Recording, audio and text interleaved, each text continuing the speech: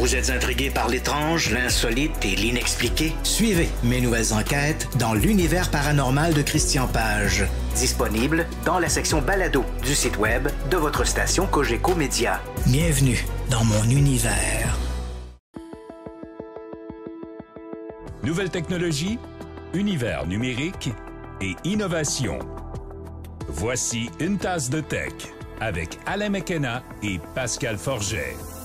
Bonjour et bienvenue à un autre épisode d'Une tasse de tech, un épisode international, mesdames et messieurs, en compagnie d'Alain McKenna, qui est à Dubaï. À Dubaï, dans Et les là, Émirats arabes unis. oh Exactement. là là, Alors, bonjour Pascal Forget de Montréal. On a splitté ça. Hey, on a fait de la technologie, de la haute technologie, parce que là, on se parle en direct. On va faire la balado. J'espère que le décalage ne sera pas trop grand là, par la magie de notre plateforme d'enregistrement. Mais oui, on en parlera tantôt. Je suis à Dubaï pour parler de sport automobile, imaginez-vous donc, qui, évidemment, ne rentre pas nécessairement dans ce qu'on fait normalement une tasse de tech. Mais vous savez que je fais aussi une balado qui s'appelle Ça tient la route du côté de Cogeco. On parle de char. Alors, je suis ici un peu pour ça, pour la presse aussi, mais effectivement. Pour parler en fait, il y a un élément techno parce que Dubaï, vu de chez nous, c'est spectaculaire avec le Burj Khalifa, avec le palme, l'espèce de plage en forme de palmier. Mais il y a il y a un élément techno quand on est sur place. Il y a des petites affaires. Il faut être bidouilleur pour profiter pleinement de la ville. Donc, on en reparlera tantôt. Mais oui, c'est des paysans, je peux te dire ça, Pascal, il n'y a aucun doute. mais non, mais on le voit derrière. Ceux qui ne nous regardent pas sur YouTube, regardez-nous sur YouTube, abonnez-vous, likez l'épisode, on voit l'arrière-plan. Et toi, le soleil se lève, fait que c'est magnifique la lumière derrière.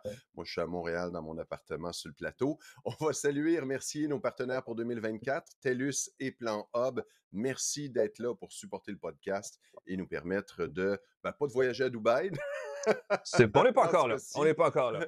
Pas encore là, mais au moins d'avoir un podcast qui existe. Dans cet épisode, on va parler, vous l'aurez deviné, de Dubaï, d'accessoires de voyage, parce que moi, je reviens de vacances, je suis allé au Mexique, Ben alors oui. c'est moins chic.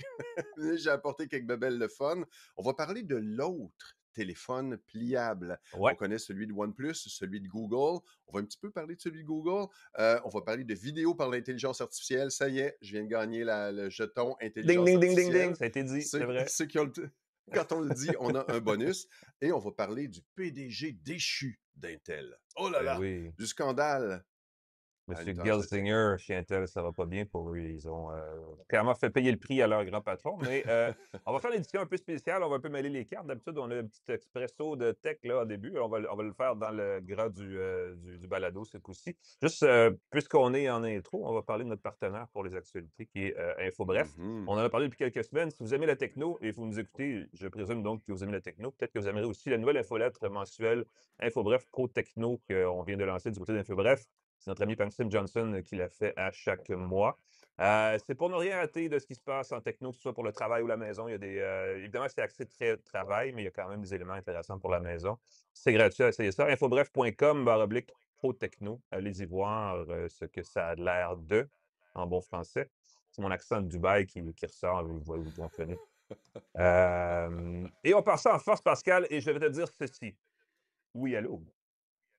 Oui, allô? Oui, Hey, vous allô? avez sûrement entendu parler, moi, ça m'a fait sursauter quand j'ai vu l'article. C'était que des citoyens avaient rapporté, un article de la presse, où on disait que des citoyens avaient rapporté au Centre antifraude du Canada avoir été fraudés, ou plutôt potentiellement fraudés, après avoir simplement répondu oui, allô au téléphone à des fraudeurs. J'ai lu l'article, j'ai fait, mais comment ça marche, cette fraude-là? C'est quoi cette affaire-là? Voyons donc. Dans un article un peu plus tard de la presse, ils disent on a reçu beaucoup de commentaires et de questions là-dessus. Ils disent que l'existence de cette pratique reste à prouver. Là, j'ai fait ben des gens se sont peut-être inquiétés d'avoir répondu une fois dans leur vie oui allô de trop. Il semble que ça n'existe probablement pas, que de juste dire oui allô, c'est pas suffisant pour Ben, se faire frauder.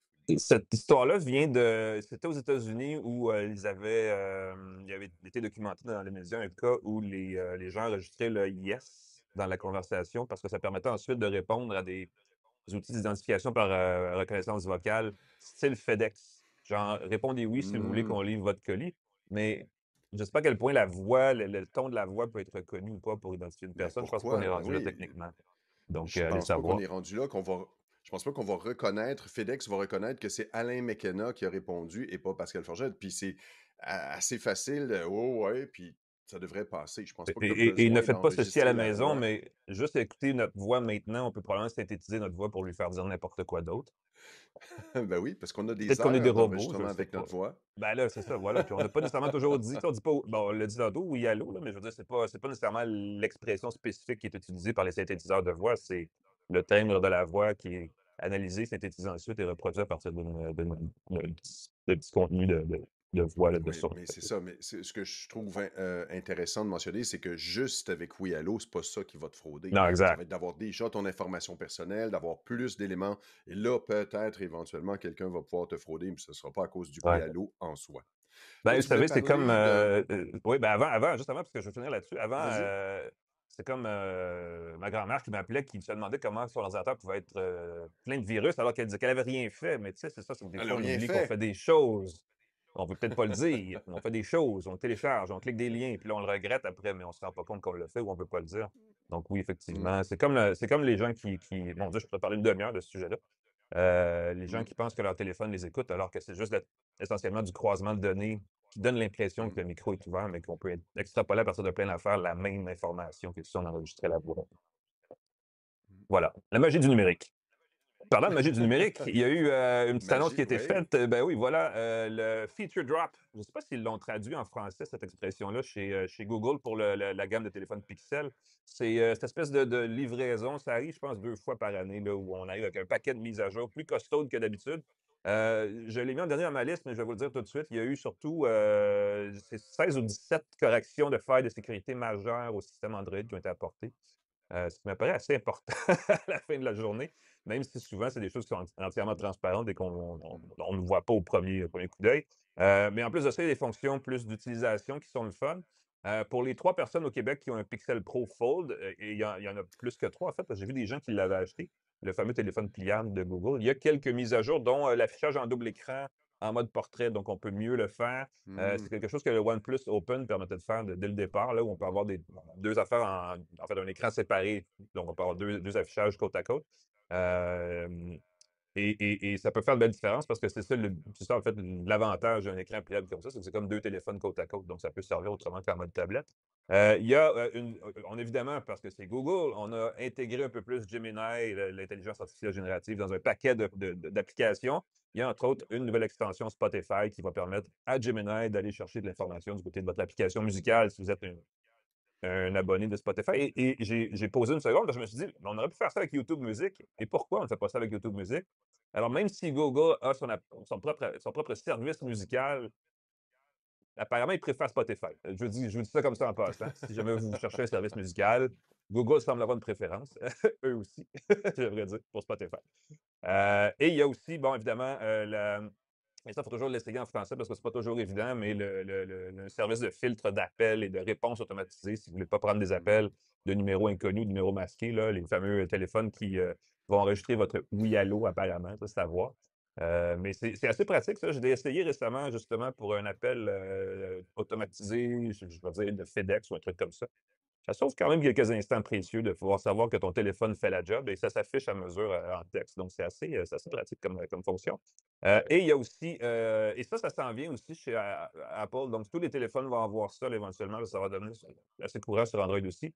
La capacité de créer des emojis personnalisés et ensuite de les intégrer au lieu des emojis plus traditionnels, plus standards là, à sa conversation texte un peu partout. Dans ce cas-ci, ben, ça s'appelle Pixel Studio. On peut créer des emojis, combiner des emojis pour créer des emojis personnels et ensuite les intégrer au clavier Google, là, le Gboard, pour les utiliser dans des conversations texte un peu partout. Et ça, je sens que ça va être un fléau. Moi, je suis pas sûr. Je suis peut-être vieux, mais il me semble que les emojis faisaient la job. Je sais pas pourquoi il faut comme personnaliser ça, puis se dessiner nous-mêmes dans un emoji, puis aller en tout cas. Ça, c'est peut-être une question d'âge. Appelez-moi papy si vous voulez, ça me dérange pas. Mais c'est une nouveauté Moi, ce je pense que mois-ci. inquiète-toi pas, selon moi, si tu as plus que 15 ans, il n'y a pas grand monde. Tu corresponds surtout avec des gens qui ont plus que 15 ans. Tu devrais pas voir beaucoup d'émojis personnalisés. C'est mon feeling. Je pense pas que d'autres papis vont dire oh là là, je vais personnaliser mes émojis. Mais Ben, on tu peux mettre une jase, barbe sur ton peut-être. emoji, là, paf, t'as l'emoji papy, ça C'est- fit. Mais bon, bref. Ou enlever les cheveux à l'emoji, pas dans ton cas, mais dans le mien, ça pourrait faire l'affaire. Je regarde beaucoup d'emojis, ils ont toujours une coupe de cheveux, mais qui est jamais la mienne, parce que j'en ai pas. Donc, ça va pas bien. Euh, on change de sujet, on va Oui, ailleurs. vite! Amazon Prime. Dans Amazon Prime, on peut s'abonner maintenant à Apple TV directement d'Amazon Prime. Et là, je me rends compte qu'Amazon Prime devient de plus en plus un portail où tu vas pouvoir, d'Amazon Prime, t'abonner à plein de services. Et moi, Ouais, un endroit où tu vas pour t'abonner à plein de services ou avoir plein de chaînes différentes, ça commence à ressembler au modèle des câbleaux distributeurs où tu exact. vas commencer par un, puis ça devient le cheval de Troie pour t'abonner à plusieurs services. Le prix d'Apple TV dans Amazon Prime est le même prix que si tu t'abonnes directement d'Apple. Mais là, comme tu combines les éléments de ton abonnement d'Amazon Prime, les vidéos que tu as droit à ceux d'Apple TV dans la même interface, ça commence à être un Ah, peu plus alléchant. Ceux qui en ont envie, donc le seul n'hésitez pas. avantage est vraiment une question d'interface parce que ça coûte la même chose à la fin, dans le fond. C'est ça, ça coûte la même chose à la fin. On pourrait s'attendre à ce qu'il y ait des promotions un jour. Je ne sais pas si Apple va laisser passer, mais, C'est pas du genre, c'est pas mais le du genre de la côté maison. d'Amazon, Ouais, le fait de fusionner les deux, puis tu as la porte d'entrée pour hey, acheter les deux en même temps et on vous donne un rabais. Eux autres ça peut absorbent le arriver. rabais, mais tu as l'abonnement Ouais. avec les deux. Je pense que l'idée, C'est c'est pas une de plus mauvaise en plus de sortir stratégie. les contenus des applications pour créer une interface unifiée. Tu sais, Google TV le fait. Mhm. Apple a essayé de le faire et ça n'a pas toujours marché. Donc, je pense que c'est peut-être une Mm. entente donnant-donnant là, où dans Fire TV, on va intégrer les contenus d'Apple TV. Et sur l'Apple TV, le bidule, là, le récepteur physique, on va aussi intégrer les contenus d'Amazon plus nativement dans Apple TV. Donc, ouais, Oui. probablement que c'est ce qui Parce s'enligne que de aussi chez Apple. passer d'un service à l'autre avec Roku, entre autres, c'est bien le fun. Tu as tous tes services, mais il faut que tu quittes un service, que tu ailles dans l'autre service, que tu quittes dans l'autre service. Là, à un moment donné, si tu fais tout avoir ça dans une même interface, ça pourrait être un gros plus. Yes. OpenAI, un Écoute, chip masse. c'est Noël en 2024, hein, ça s'appelle plus, en fait, c'est en anglais, là, le jeu de mots, évidemment. Ce n'est plus Christmas, c'est Shipmas. C'est un mot inventé de toutes pièces par OpenAI, qui sont très bons pour inventer de toutes pièces des choses qui n'existaient pas avant, n'est-ce pas? Shipmas, comme dans on vous ship plein d'affaires d'ici Christmas, donc on vous dévoile plein de nouveautés d'ici Noël. En fait, ce sont 12 jours de dévoilement. Ça a commencé jeudi, le 5 décembre, et ça s'en va comme ça pendant 12 jours jusqu'au 17, où à chaque jour, on va créer un petit événement autour d'une nouveauté logicielle, applicative qu'on va lancer. Ça a commencé avec la présentation en fait, la sortie du mode de prévisualisation du modèle de raisonnement O1, qui est basé sur GPT-4o, mais qui raisonne, alors que GPT-4o fait quelque chose. C'est sûr que c'est pas exactement la même chose, mais l'idée derrière ça, c'est de dire que le raisonnement permet d'éviter les hallucinations, donc les erreurs, les boulettes que fait l'application générative. Évidemment, c'est pas aussi rapide que d'utiliser la version de base de ChatGPT parce qu'il faut qu'il réfléchisse. Donc, évidemment, ça prend plus de temps et c'est Mhm. extrêmement énergivore. Et c'était aussi jusqu'ici limité en mode preview. Là, on le sort du mode preview et on l'offre en version plein accès avec interface vocale et tout le reste dans la deuxième nouveauté qui a été dévoilée jusqu'ici, qui est ChatGPT Pro. Alors, on avait ChatGPT auquel on accédait gratuitement. Il y avait ChatGPT Plus qui, de mémoire, était 20 $ par mois, qui donnait accès au dernier modèle de langage d'OpenAI à tous les coups. Et là, on ajoute ChatGPT Pro qui coûte 200 $ parce que pourquoi pas? On sait Wow! qu'OpenAI brûle de l'argent à un rythme effréné. Là. Ils viennent de lever 6 milliards et quelques Américains, je pense. Je pense que ça va leur toffer 1 an ou 2 dans le meilleur des cas s'ils n'arrivent pas à trouver des modèles financiers, là, des modèles d'affaires plus rentables. Je sais qu'il est question d'ajouter de la publicité dans le moteur de recherche de ChatGPT éventuellement aussi. Je ne sais pas si on va rajouter de la publicité dans un outil comme celui-là, mais bref. Il reste encore 8 jours de Shipmas, donc peut-être que ça va être quelque chose qui va être annoncé bientôt, une version avec publicité, allez savoir. Mais il y a une autre affaire qui s'en vient, et ça, c'est peut-être l'affaire qui va être la plus intéressante parce que il y a eu la même chose qui était annoncée chez Google dans les derniers jours. L'outil de création de vidéos par simple phrase texte, Sora, qui était privé, fermé, mais qui était Mhm. quand même Mhm. assez séduisant, parce qu'on a présenté quelques éléments vidéo créés par cet outil-là, devrait sortir de ce mode privé-là. Donc, le public devrait pouvoir avoir accès à Sora bientôt, peut-être d'ici Noël, ou peut-être ça va être annoncé pour les prochains mois, mais bref, ça s'en vient. Oh! On le saura bientôt. Oh! Elle est excellente, celle-là. Saura pas? Hein? C'est une bonne Oh! question. Il y a Voilà. évidemment, c'est de la vidéo de mémoire, c'est plein HD, mais c'est limité à 30 secondes ou quelque chose comme ça. Il y a quand même, Mmh c'est pas mh. encore une fois où on va pas créer un film de toute pièce avec ça, mais c'est le début, à mon avis, de quelque chose de gros. Et ça pourrait être annoncé ça aussi dans les prochains jours par OpenAI. Je dis ça parce que je parlais de Google, parce que Google VO, qui est le même outil dans le fond, mais chez Google, est aussi sorti de son mode fermé dans les derniers jours. Et là aussi, on va pousser beaucoup pour la création de vidéos euh, basée sur une phrase de test. Hey, ChatGPT, crée-moi une vidéo de machine à café qui nous fait un bon café dans une tasse de tech. Et là, pouf, on aurait une vidéo pleine HD de ça. Il y a encore beaucoup d'imperfections, cela dit, mais bref, à suivre. Bientôt dans une tasse de tech, une vidéo promotionnelle faite avec Sora. On Ah, va bien voir ça bientôt. Dépister l'arrivée d'un rhume avec sa bague Oura, ça va bientôt être possible. On a annoncé le radar de symptômes qui va détecter les signes mineurs ou majeurs de maladies respiratoires. Donc, tu devrais, d'une journée à l'autre, ça devrait être déployé d'ici le 11 décembre aux wow! utilisateurs. Ça donne une bonne raison de porter sa bague parce que de Une savoir de que plus? Ben oui, exactement. ben, c'est Mhm. ça, parce que de savoir que tu as bien dormi, c'est correct, mais si j'ai bien dormi, j'ai pas besoin de la bague. Mais de savoir qu'un jour ou 2 à l'avance, attention, tu as peut-être quelque chose. C'est basé sur des recherches qui ont été faites pendant la pandémie. Ils se sont rendus compte qu'ils pouvaient détecter des fois 1 à 2 jours à l'avance les signes que quelque chose s'en vient. Et là, ils vont pouvoir, attention, les hypochondriaques, c'est pas 100% efficace. Il y a des Ouais. faux positifs possibles et ça devrait être déployé d'ici le 11 décembre. On le répète, tenez-nous au courant, dites-nous ce que ça vous prédit. Moi, j'ai eu une cochonnerie pendant que j'étais en vacances et puis j'aurais Ah, tellement aimé ça qu'on me dise à l'avance. J'aurais bu plus. J'aurais bu plus de tequila pour tuer les microbes. oui, parce que ça nettoie tout le monde, c'est ça. C'est pour ça qu'on boit de l'alcool, Bien sûr. effectivement. Écoute, il va falloir probablement s'arranger pour attraper un rhume si on veut que la fonction, si on veut la tester comme il faut, la fonction. Donc, à suivre. Nouvelle un peu plus triste pour certaines personnes, peut-être réjouissante pour d'autres, mais Intel a fait démissionner son PDG, Pat Gelsinger, qui j'avais croisé il y a quelques mois et qui semblait effectivement avoir besoin d'amour d'un peu tout le monde. Parce que Intel, on en a parlé avec Arrow Lake, avec Lunar Lake, je pense, les Mm. deux, trois dernières plateformes de processeurs. Ils courent après leur queue, je vais dire comme ça. Ils ne savent pas trop exactement comment se sortir de la situation où ils sont, où ils peinent à retrouver l'espèce de position de leader qu'ils avaient dans le monde des processeurs. Là, évidemment, AMD font du bon travail. Qualcomm aussi travaille très, très fort. En fait, toutes ces entreprises, Google, Apple et même Microsoft, qui développent à l'interne des processeurs sur puce, là, des processeurs système qui sont basés sur l'architecture ARM. Ça fait mal à Intel qui a de la misère à suivre et qui a aussi de la misère à suivre parce que ces appareils-là, ces processeurs-là d'autres marques, poussent très fort sur l'IA générative et du côté d'Intel, ben, c'est comme si on avait perdu un peu l'élan là, par rapport à ça. On l'a vu durant la démo de la plus récente, je pense que c'est Arrow Lake, la plus récente plateforme, où les ingénieurs en direct devant la caméra présentaient la technologie, disaient c'est bon à Rolex. Je pense que c'est pas mal aussi bon que ce que les autres font. C'est rare que quelqu'un qui fait la promotion d'un produit est plus élogieux envers le concurrent qu'envers son propre produit. Ouais. Donc, on sentait effectivement, C'est je vais dire, une assez. fatigue chez Intel. Et c'est le PDG qui paye le prix. J'ai hâte de voir si ce mouvement-là va relancer Intel. J'ai l'impression qu'il y en a pour quelques mois avant de revoir Intel reprendre du rythme. Peu importe ce qui s'est passé de ce côté-là. Euh, Évidemment, on parle de technologie ici, mais en bourse, surtout, c'est là où ça fait mal, parce que Qualcomm vaut. Je pense qu'ils peuvent avaler Intel avec un mois de revenu. Là. C'est comme une. Ça a beaucoup, c'est beaucoup déséquilibré. Et c'est certainement une des raisons pour lesquelles on va vouloir changer de grand patron chez Intel.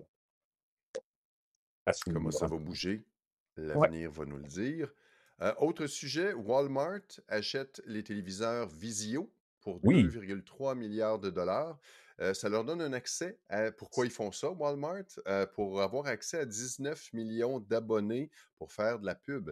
Il y a un système d'exploitation, une interface qui s'appelle SmartCast, qui est propre aux téléviseurs Vizio.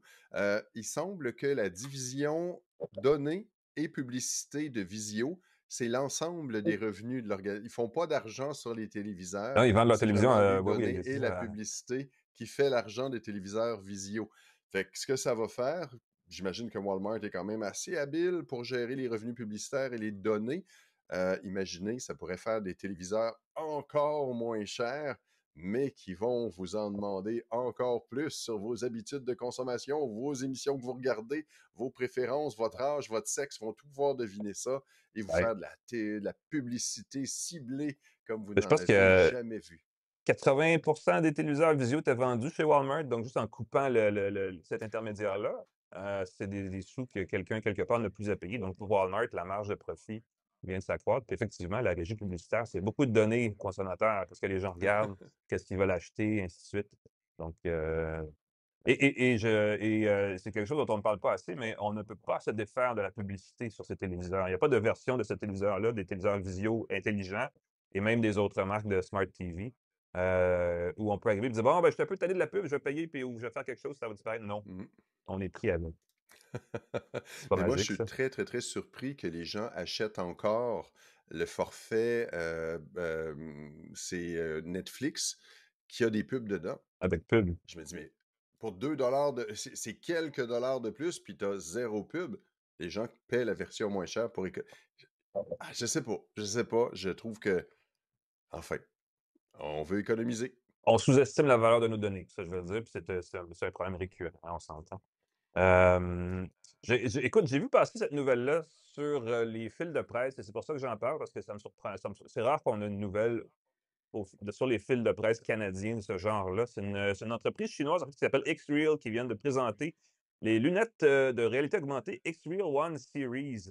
Ce sont écoute, c'est vraiment gros comme des verres fumés. Là, quand on regarde les rendus visuels de l'appareil, c'est vraiment des lunettes de, qu'on porterait normalement. Elles ne sont pas vraiment beaucoup plus grosses que des lunettes normales avec des verres de dimension correcte, puis même un cadre qui a l'air tout à fait correct aussi. Qu'on enfile et qui fonctionne comme des verres de réalité augmentée, c'est-à-dire qu'on projette une image devant les yeux permet de rajouter, n'est-ce pas, de l'information numérique sur ce qu'on voit. On les présente chez Xreal comme les premières lunettes spatiales de réalité augmentée. Là, on joue clairement sur les mots-clés du moment. On dit spatial parce que ce sont des lunettes qui fonctionnent dans l'espace et là, c'est une expression avec laquelle il faut se familiariser, mais sur 3 degrés de vue, degrees of field. En fait, c'est des 3 axes. Et on peut, si on bouge la tête gauche-droite, haut-bas, je veux dire en diagonale, mais vraiment avant-arrière, on a la possibilité d'interagir très, très légèrement avec le contenu affiché, c'est-à-dire qu'on peut se déplacer par rapport à l'objet virtuel. On ne peut pas interagir avec. Il n'y a pas d'interface à ce niveau-là, mais quand même, on pourrait, par exemple, avoir, dans un cas idéal, mettons Google Maps dans le coin du champ de vision et on se promène dans la rue et on suit notre itinéraire et ce n'est pas du tout distrayant. Ça, je ne suis pas sûr de celle-là, mais Ah là bref, là. ça s'en vient. Évidemment, on parle, bon, on présente les lunettes comme étant à la fine pointe de la technologie avec un processeur et coprocesseur d'imagerie spatiale qui permet d'afficher tout ça de façon tout à fait naturelle. On ne parle pas de l'autonomie de la batterie sur cet appareil-là. Je ne sais pas si c'est avec ou sans fil, on n'a pas précisé non plus. J'imagine que si on peut le brancher dans un appareil, l'autonomie, ça vient de la batterie de l'appareil sur lequel on branche. Cela dit, l'appareil en question peut être un PC, un Mac, un téléphone Android ou un téléphone iPhone, un téléphone Hmm. d'Apple. Donc, de ce côté-là, et ça, je pense que c'est peut-être la vraie grosse affaire dans ça, c'est cette interopérabilité-là qui manque de plus en plus cruellement dans le monde des technos. Et au niveau sonore, ben aussi, on a un audio spatial, ça vient fourni par Bose, donc c'est quand même quelque chose qui est d'une certaine qualité. Et le gros détail aussi, c'est qu'on peut ajuster ce qu'on appelle la distance interpupillaire, qui est un mot auquel il va falloir Oui, s'habituer. très important. Évidemment, c'est pour que les deux images générées en stéréoscopie soient à la bonne place pour que nos yeux se fassent jouer le tour de façon convaincante là, de la fausse profondeur de ces images-là. Donc voilà, à suivre, c'est annoncé, c'est lancé maintenant, donc il va falloir voir comment ça s'en vient. C'est une compagnie qui est lourdement financée par des firmes de capital risque américaines, entre autres, donc c'est pas nécessairement une entreprise qui va disparaître. Je me rappelle qu'on avait parlé de ça il y a 1 an ou 2, je pense que ça avait été présenté au CES l'année passée en prototype et à venir, donc on continue de pousser de ce côté-là. Et qui sait, peut-être verra-t-on un jour vraiment un marché créer, naître et prospérer autour de la réalité augmentée. Mais c'est encore évidemment très, très embryonnaire, donc à suivre. Écoute, on parle de 700 $ pour le modèle de base et 841 $ pour le modèle Ah Pro voilà. de la X-Reel, ceux qui sont amateurs de ce genre de produits. Mhm. Autre sujet, un autre sujet rapide, une statistique à prendre avec un gros grain de sel. On passerait 1h30 par année, Alain, à interagir avec les bannières de cookies. Tu sais, Ah les oui? petites bannières qui disent accepter les cookies, oui, non, refuser, voici les cookies nécessaires. On Ah passerait oui, 1h30 oui, par oui, sur les année pages par web, ben oui. personne. Ben Mhm. oui. C'est Légiscope qui a donné cette statistique-là. Ces statistiques-là, c'est une entreprise qui vend des solutions pour se conformer à la RGDP, RGPD, excuse-moi, bon sang, je reprends doucement. Selon Légiscope, qui vend des solutions pour se conformer à la Oh! RGPD, 575 millions d'heures par année en Europe seraient passées à faire ça. Ce serait environ 5 secondes par interaction.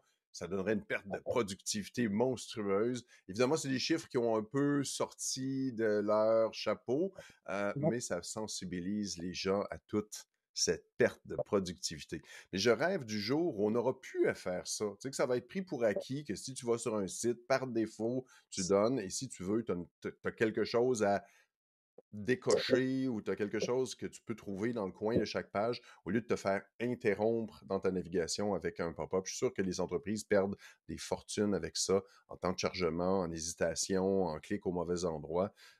C'est pas Ouais. sûr que Ben, c'est c'est une tellement bonne idée. c'est omniprésent que c'est un irritant plus qu'autre chose pour tout le monde, puisqu'on s'en sort pas. Si on changer de site parce qu'on voit une bannière surgir pour consentir aux cookies, le prochain site va offrir la même chose. Et surtout au Québec aussi, avec la loi, projet de loi 25, c'est la même chose qui s'en vient aussi. Donc, on s'en sort pas nécessairement. Tant que le web est sur ce modèle de collecte de données pour se financer, on est pris avec ça, définitivement. Il y a une petite nouvelle, on en a parlé un peu parce que ça a été présenté il y a quelques semaines, là, la nouvelle gamme de liseuses Kindle d'Amazon qui incluait le Kindle Scribe 2 et officiellement rentré là, au pays parce que ça s'est présenté comme une technologie ou en tout cas un appareil qui était à venir. Et là, ben, on est avenu. Je sais pas comment on conjugue ce verbe-là rendu là, mais euh, on y est. Donc, l'appareil est là. Si vous voulez l'acheter d'ici Noël, c'est peut-être le bon temps. Je veux dire, si je regardais le prix, 500 ça reste un appareil qui n'est pas donné, ce qui est un petit peu à l'envers de Mm. la stratégie de Kindle, qui était généralement axée sur des appareils, des liseuses très bon marché, Ouais. parce qu'après, on allait du côté d'Amazon pour acheter des livres. Et donc, la machine se nourrissait d'elle-même. La particularité du Scribe, de le Kindle Scribe, c'est que ça vient avec un stylet. Donc, on peut prendre des notes Oui. à même les pages de nos livres ou créer, ou dessiner, ou peu importe ce que vous voulez. C'est pas la version de mémoire, c'est pas la version couleur, parce qu'il y a une version couleur de la Kindle, mais elle est réservée aux États-Unis, si je me rappelle bien. Donc, c'est un peu limité, mais c'est une liseuse un peu plus grande qu'un Kindle de base, écran de 10,2 pouces, stockage de 16 à 64 gigaoctets selon la version. Donc, il va y avoir beaucoup de livres, mais aussi beaucoup de gribouillage, de prise de notes en plus et les garder en stockage dessus. Mais à 500 il y a un marché pour ces liseuses avec stylet, parce que Kobo en a une aussi, et la plupart, il y a des marques qui se spécialisent spécifiquement dans les liseuses pour Ben oui, spécifiquement Remarkable. prendre des notes. On va chercher, c'est Exactement. ça, on va chercher la liseuse, mais elle est encore plus chère. Fait que je pense qu'on veut chercher une alternative avec une liseuse, donc spécialisée pour la lecture de livres, mais d'expérience, l'expérience d'écriture est correcte sans plus. Ouais. Remarkable est vraiment excellente pour l'écriture. La lecture s'est améliorée beaucoup, mais il faut payer presque 1000 $, je crois, pour le modèle. J'ai pas fait le calcul récemment. Donc, c'est des gros sous. Bien hâte de l'essayer, j'aime ça, les liseuses. Puis d'ailleurs, j'en reparle dans les gadgets de voyage. Pour moi, c'est un incontournable. Petite dernière en terminant. Dans Google Maps, on va pouvoir voir les incidents de Waze, entre autres qu'il y a des alertes de police. Et c'est très drôle parce que moi, quand je conduis, je suis pas un grand conducteur, fait que je mets le Google Maps et je me Mhm. laisse guider. Et on est, j'ai vu sur l'écran, je fais, voyons, on me signale que la police et voyons, d'habitude, il n'y a pas ça dans les cartes Google, c'est dans Waze. On va de plus en plus utiliser les alertes de Waze et les afficher dans Google Maps. Les deux compagnies sont par Google, c'est très flyé. Le côté de Waze, l'avantage, c'est le crowdsourcing, le réseautage social de la conduite, signaler les incidents, les radars, les choses comme ça. Ça va permettre, entre autres, dans ton écran de Google, de valider que l'écran est toujours là, que l'incident est toujours L'incident. là. Mhm. Ça, c'est très drôle, c'est ça, parce que quelqu'un disait dans les commentaires, ben là, il me disait qu'il y avait des policiers, puis il n'y avait plus de policiers. J'ai dit, ben, tu as un bouton qui apparaît, oui, non, tu peux dire, il n'y en a plus. Encore une fois, il ne faut pas que tu te distrais de ta conduite. Ça, c'est l'affaire avec Waze qui est Ouais. horrible. Mais si tu as un copilote ou des enfants à divertir, tu leur dis, je te mets en charge du Waze et ils sont fous. Ça va bien dans Android Auto ou CarPlay parce que dans ces affichages-là qui sont dans l'écran de la console de la voiture, quand on utilise Google Maps, on voit les alertes apparaître et on peut interagir à même. C'est moins distrayant que d'avoir son téléphone sur un petit socle qui, en principe, est sur le bord d'être illégal parce on peut interagir dans des applications comme ça, mais pas tenir le téléphone quand on C'est conduit. ça. Donc, on joue sur Un socle. On est dans une zone grise. Mais effectivement, l'information, ça fait un petit bout de temps qu'elle est là, mais là, on l'a confirmé. On l'a confirmé, c'est ça. Parce que je l'ai Euh, vu apparaître, mais c'était comme, je ouais. pense, en déploiement progressif. Il semble que ça va se Et positionner au je cours me des suis prochaines sauvé semaines. au moins d'une crevaison parce que j'ai reçu une alerte à un moment donné d'un incident sur la route et c'était un madrier, un 4x4 de 8 pieds de long qui Ouf. était dans une voie. Et après, la fois d'après, c'était un escabeau. Quelqu'un avait un escabeau dans sa boîte de pick-up, probablement, qui était tombé dans le milieu d'une voie. Si on ne le sait pas et qu'on fonce là-dedans, c'est dur à éviter. Donc, Hi. ça devient assez pratique assez vite, ce genre de fonction. Donc, belle addition à Google Maps. Mhm. Absolument. Ceux qui ont des conduites à faire pendant les fêtes, Waze, c'est divertissant. Tu as absolument une option qui permet de transformer ton véhicule en bonhomme en Père Noël. Est-ce qu'il y a des options de Noël là, qui On peut rendent ça plus personnaliser, ben festif oui, avec des exactement. lutins qui te donnent des consignes, il me semble. Il y a des options rigolotes comme ça à explorer. Excellent. Ben, écoute, ça m'a fait à nos actus, à nos expressos et à nos cappuccinos, à nos allongés, parce qu'on a clairement allongé une coupe de nouvelles dans tout ça. On va prendre une courte pause, Pascal, si tu permets, parce que, premièrement, il faut que je finisse mon café, justement. Et après ça, je réalise qu'il faut que je télécharge ma vidéo aussi sur notre serveur, parce que là, ça va pas vite. Mais on va revenir avec un autre segment. Restez avec nous. On va parler de peut-être un peu de Dubaï, mais de nos gadgets de grands voyageurs, je devrais dire. Donc, restez avec nous à une tasse de tech.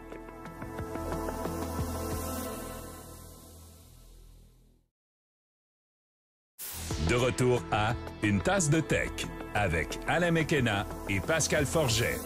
Bienvenue à une tasse de tech. On va parler de nos gadgets. Étant donné que je suis à Dubaï, on va en profiter. On va faire un spécial voyage parce que Pascal, tu étais au Mexique la semaine dernière. D'ailleurs, raison pour laquelle on a pris une pause. Parce que des fois, il faut prendre une pause et se ressourcer. Ah, ça fait du bien. Ça fait Oui. vraiment du bien. Moi, j'aimerais vous dire que je me ressource ici, mais ce n'est pas le cas. Je suis ici pour le travail et double dose de travail parce que il y a beaucoup de choses qui se passent en ce moment à Dubaï en tout cas pour moi, pour ma job. Je suis ici avec la marque coréenne Genesis, marque de voiture, qui est la marque de luxe du groupe Hyundai, qui annonce en grande pompe son arrivée dans la course automobile. On veut présenter, on veut rehausser la marque. Je ne rentrerai pas dans l'automobile de façon très intense, là, mais les compagnies chinoises, les compagnies japonaises automobiles ont souvent leur marque de luxe, Toyota, Lexus, Nissan Infiniti. Et on avait Hyundai en Corée avec Genesis. Et là, ce qu'on essaie de faire, c'est plus se rapprocher de la stratégie du positionnement des marques de luxe allemandes qui sont très indépendantes des constructeurs de bas de gamme dans les groupes auxquels ils font partie. Pensez à Porsche, entre autres, qui fait partie du groupe Volkswagen, mais pas tant que ça. Mais oui, mais non, mais oui. Et c'est un peu ça qu'on veut avoir, cette espèce de... On va chercher dans le bassin de connaissances, d'expertise et de fournisseurs et de services du groupe Hyundai. Mais on va créer une marque qui veut se tenir un peu plus. Et pour y arriver, pour rehausser cette image-là, ben, ça passe par la course automobile, semble-t-il. C'est la grande magie du marketing autour du monde automobile. Et on présente ça. Il y a une bannière, il y a un nom pour l'équipe de course de Genesis qui va s'appeler Magma Racing. Ça va donner lieu à la création de nouveaux modèles, de nouvelles éditions spéciales Magma des véhicules en fait, qui sont vendus par Genesis chez nous. On va le voir arriver dans les prochains mois, dans les prochaines années. Moi, je veux dire, là où ça me déçoit, c'est que on rétro-pédale sur la stratégie de Genesis qui devait être une marque 100% électrique dès 2025. Et là, ce qu'on dit, c'est non, là, on aime beaucoup le V6 biturbo, on aime beaucoup le V8 qu'on va développer pour la course. Donc, ça, on va chercher. Et on dit, ben, on fait ce que le consommateur veut. Et je trouve qu'on résume, qu'on fait un raccourci extrêmement intense sur tous les enjeux du marché vers l'électrification, qui ne sont pas, à mon avis, la faute du consommateur. Mais ça, vous voyez, c'est une conversation pour une balado de char. Est-ce que c'est dans Formule 1 qu'ils vont entrer, Genesis, ou Non, c'est en fait, dans d'autres c'est de catégories? l'endurance. Ils vont aller dans Ah la oui. série Le Mans, entre autres. Ils vont rentrer dans la série en 2026. Ils vont faire le WEC, qui est une série d'endurance européenne, puis ils vont être dans les séries IMSA en Amérique du Nord. On va les voir, entre autres, à Daytona. Ils ont une série, il y a une série intermédiaire là, et j'oublie toujours le nom, mais c'est une série Le Mans Daytona H pour hybride. Donc, il va quand même avoir une technologie de moteur hybride à développer pour les voitures de Genesis. Mais En tout cas, ça va être à suivre parce que pour l'instant, ce qu'ils ont présenté, c'est un prototype qui est gros comme une table à salon de la voiture de course qui va avoir évidemment de plus grandes dimensions quand ça sera terminé, mais on n'a pas encore une idée, ça va être quoi le moteur exact. On a trouvé les pilotes, déjà ça, et même le design pourrait changer au fil des prochains mois. On se donne 1 an et demi pour arriver avec quelque chose qui roule. Donc, ça va être à suivre. Wow. Je vais dire ce que c'est à propos de Dubaï parce qu'on voit surtout les images de chez nous. Je n'étais jamais venu ici. Il y a un vol direct sur Emirates Airlines qui fait Montréal-Dubaï. Ça, je ne savais Wow, pas. la Donc, il doit y avoir classe. une relation entre les deux villes, j'imagine. Je ne sais pas si Dubaï et le Québec ont une relation commerciale. Là, ça serait intéressant de le voir. Sans doute que la présence de Bombardier à Montréal avec ses avions d'affaires très, très luxueux, la série globale 7500, attire les milliardaires du pétrole des Émirats arabes unis et viennent peut-être à Montréal strictement pour magasiner leur jet privé, je ne sais pas, mais il y a certainement une liaison commerciale là, parce que cet avion-là était quand même relativement plein pour venir ici. C'est 12 heures et demie de vol et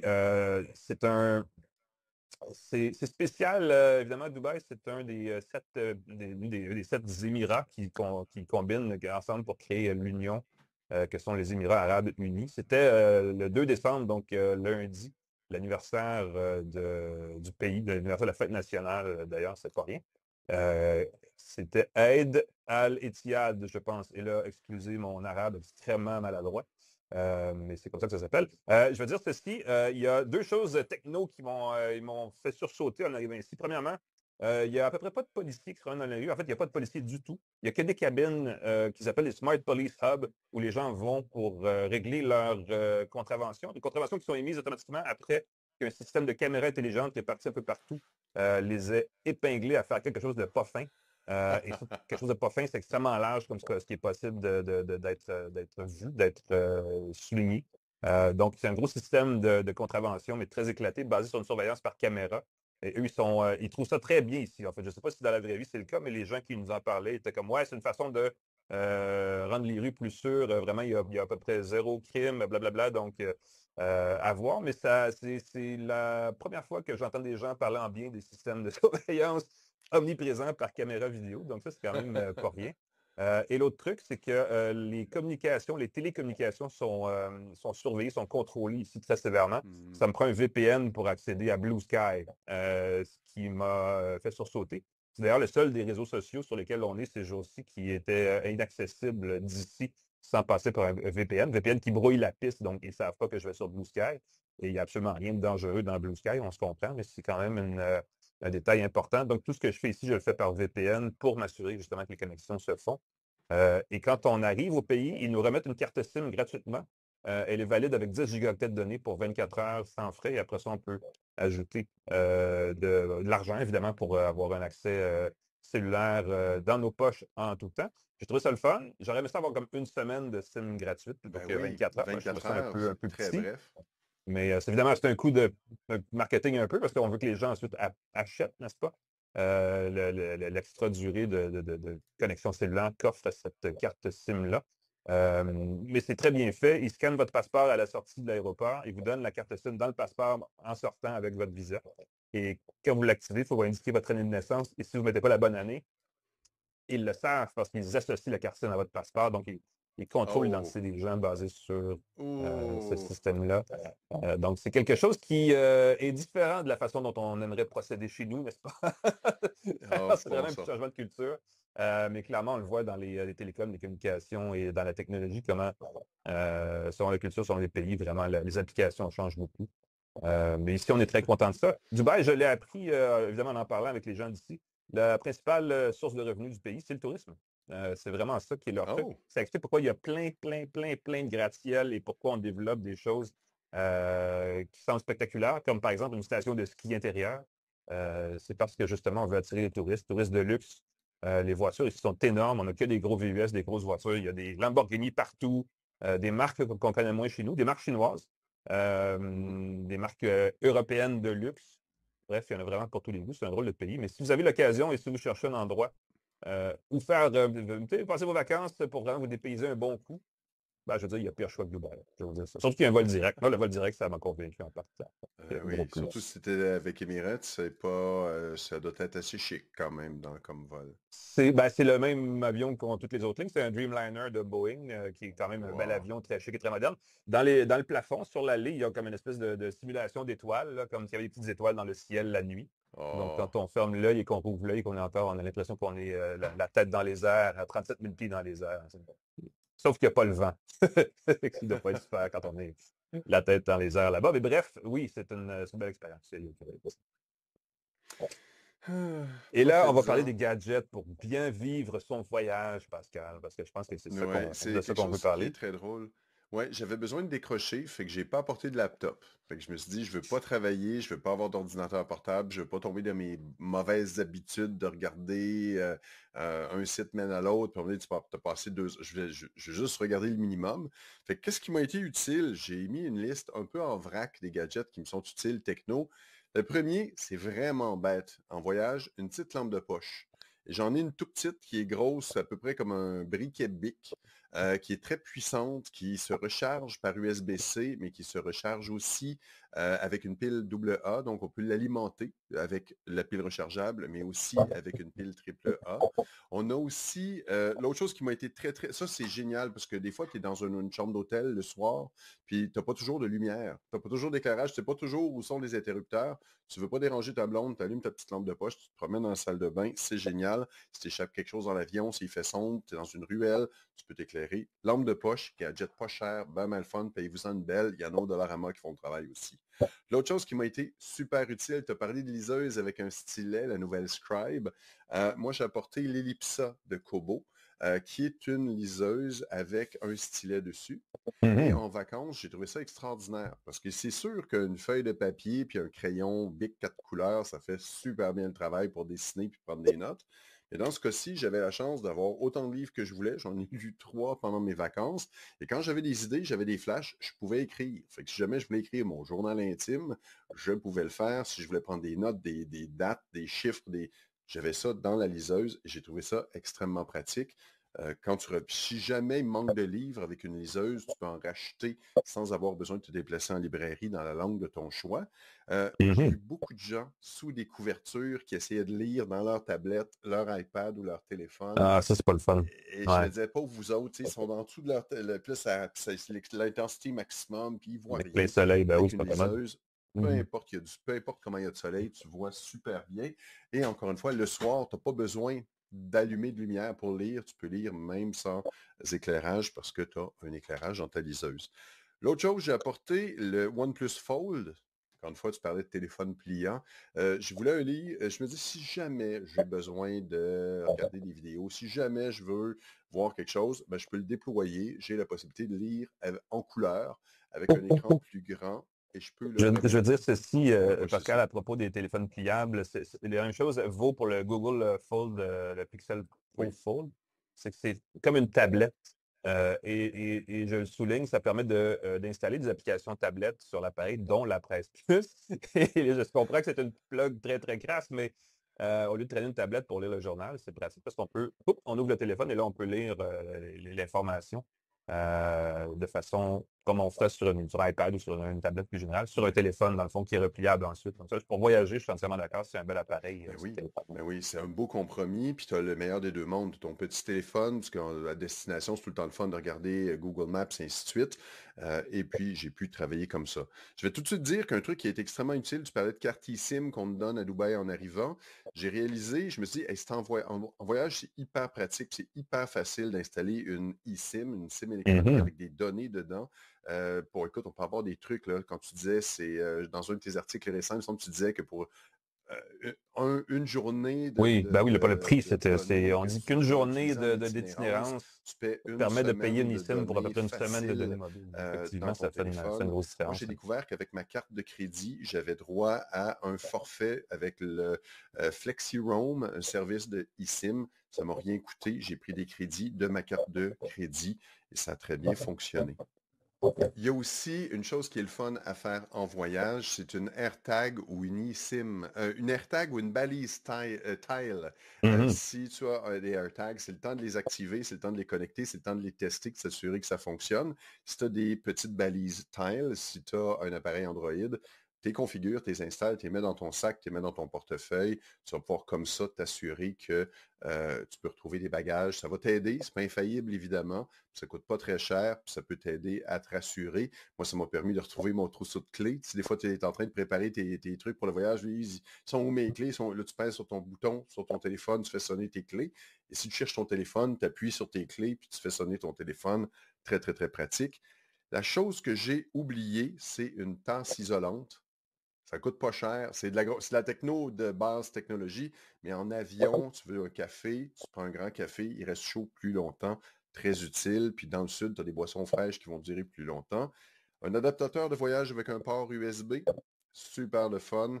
Encore une fois, je suis allé au Mexique, c'est les mêmes prises qu'au Canada, mais tu as des blocs qui permettent de brancher jusqu'à 3-4 appareils USB, plus un autre appareil. Ça protège des surtensions. Et puis, ça permet de charger tous tes gadgets sans avoir besoin de 3-4 prises d'alimentation. On ne sait jamais.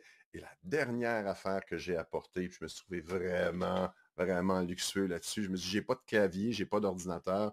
J'aurais pu apporter un clavier pliable. J'avais présenté un clavier pliable la semaine dernière. Je me suis dit, je me gâte. J'apporte le FreeWrite Alpha, Oh, wow! espèce d'écritoire. Donc, c'est juste une espèce de dactylo électronique. Tout ce que ça permet de faire, c'est d'écrire avec un écran LCD. Très simple, ça fonctionne merveilleusement, même en plein soleil. Clavier mécanique, ça tape super bien. J'ai pu écrire mon journal, réfléchir, vider mes pensées, écrire dans le futur. J'ai eu beaucoup de plaisir avec ça. C'est plus gros dans les valises. J'ai mis ça dans un étui en plus. Mais je me sentais là, comme Ernest Hemingway sur le bord de la plage à écrire mes pensées. Je me trouvais très, très, très cool C'est avec bon, ça. ben, c'est ça les Fait vacances. que Quand on se voilà, déplace loin, il faut être créatif. Ça donne des voilà. idées. Puis c'est tout le temps là, quand tu es justement relax, que les idées viennent, que les résolutions arrivent, et tu veux les cristalliser sur du papier, tu veux les écrire pour la postérité. Voilà.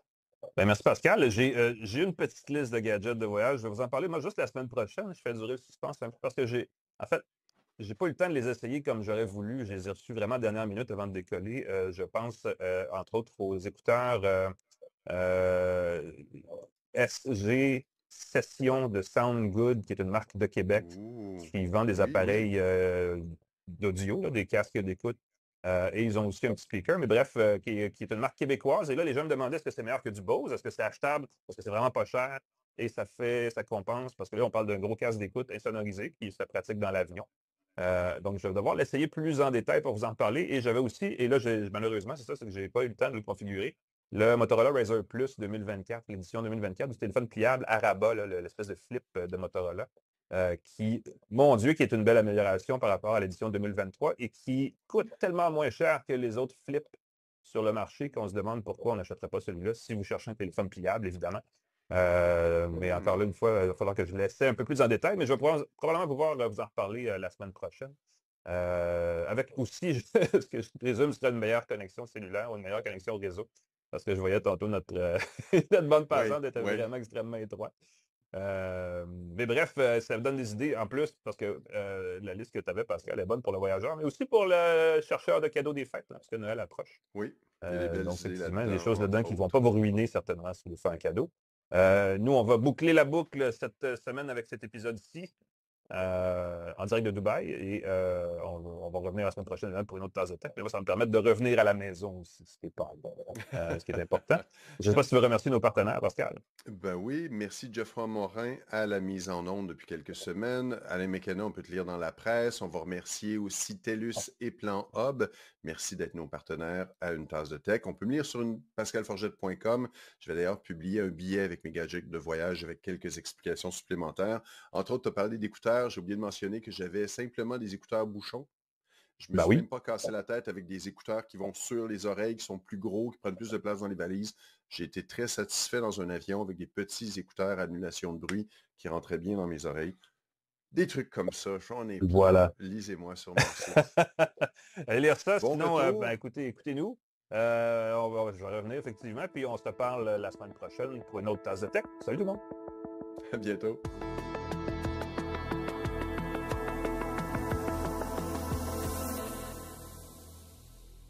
Vous êtes un passionné de la Ligue nationale et du Canadien? Ça tombe bien, nous aussi! Le balado Sortie de zone, ce sont les équipes de pros de la presse et du 98.5 qui analysent, évaluent et s'obstinent sur l'actualité de la planète hockey. Sortie de zone les lundis, vendredis, disponible sur la Presse Plus et l'application Cogeco Média.